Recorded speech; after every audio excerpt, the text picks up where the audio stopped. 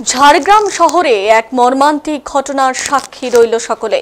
Jangalmahal ব্যাটালিয়নের sub inspector Joydeep Chatterjee ভোররাতে নিজের ভাড়া বাড়িতে প্রথমে মা ও বাবাকে গুলি করে খুন করে, তারপর নিজের সার্ভিস রিভলভার দিয়ে আত্মঘাতী হওয়ার চেষ্টা করে। পুলিশ সূত্রে জানা গেছে, ভোররাতে গুলির শব্দ শুনে প্রতিবেশী এবং বাড়ির মালিক ছুটে এসে রক্তাক্ত অবস্থায় মা বাবা ও জয়দীপ চ্যাটার্জিকে মাটিতে পড়ে থাকতে দেখেন। সঙ্গে সঙ্গে খবর দেওয়া হয় পুলিশে। পুলিশ ঘটনাস্থলে পৌঁছে গুরুতর আহত এসআই জয়দীপ চ্যাটার্জিকে উদ্ধার করে ঝাড়গ্রাম জেলা সুপার স্পেশালিটি হাসপাতালে ভর্তি করে। পরে তার শারীরিক অবস্থার অবনতি হওয়ায় তাকে কলকাতার এসএসকেএম হাসপাতালে রেফার করা হয়। তবে তার মা শম্পা চ্যাটার্জি ও বাবা দেবব্রত চ্যাটার্জিকে মৃত অবস্থায় উদ্ধার করা হয়।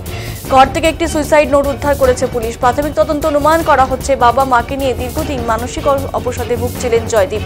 মৃতদেহ দুটো ময়নাতদন্তের জন্য ঝাড়গ্রাম হাসপাতালে মর্গে পাঠানো হয়েছে। জানা গেছে, জয়দীপ চ্যাটার্জির বাড়ি আসানসোলের দোমোহনী গ্রামের বামুনপাড়া এলাকায়।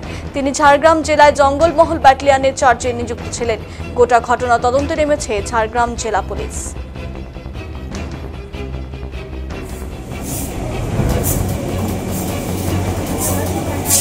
ঘটনাটা কি ঘটেছে পরিষ্কার বলতে পারবো না, কারণ আমি তো যখন ঘুম থেকে উঠে বেরাই গেটে আর কি 7:30টার দিকে, তখন দেখছি পুলিশে সব গাড়ি টাড়ি পুলিশের লোকজন।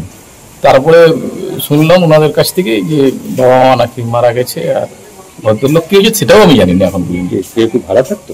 হ্যাঁ, ভাড়া থাকতো। কে থাকতো? পুলিশের কাজ করতো মোটামুটি যে ভদ্রলোক। আর ওরা কারোর সঙ্গে মিশতো নেই, বাবা মাও সবসময় দরজা বন্ধ থাকতো, আর ভদ্রলোকও সে রাতে আসতো, রাতে চলে যেত। কতদিন ধরে আছেন এখানে? বছরের কানাকে বেশি। কি হয়েছে জানেন? কিচ্ছু জানি না। এই বাড়িতেই থাকেন? হ্যাঁ, দিকে বাড়িতে কি হয়েছে যদি একটু বলেন। কি হয়েছে বলতে পারবো না। বলতে বলতে আমি সকালবেলা যখন আমি যোগা ক্লাসে যাই তখন দেখছি যে পুলিশ টুলিশ লোকজন অনেকজন দাঁড়িয়ে আছে, মালিকও ছিল। গুলি করেছে বাবা মাকে জানেন? সেটা না না, সেটার ব্যাপারে কিছু জানি না। আমি লোকজন দেখলাম বেরোনোর সময়, প্রায় 15-20 জন ছিল। যে মানে এই বাড়িতে কি ভাড়া থাকতেন যিনি করেছেন? হ্যাঁ, ভাড়া থাকতেন, আমি শুনেছি। কি নাম জানেন? না না, কিসে চাকরি করতেন? না আমি সেরকম ডিটেলস কিছু জানি না।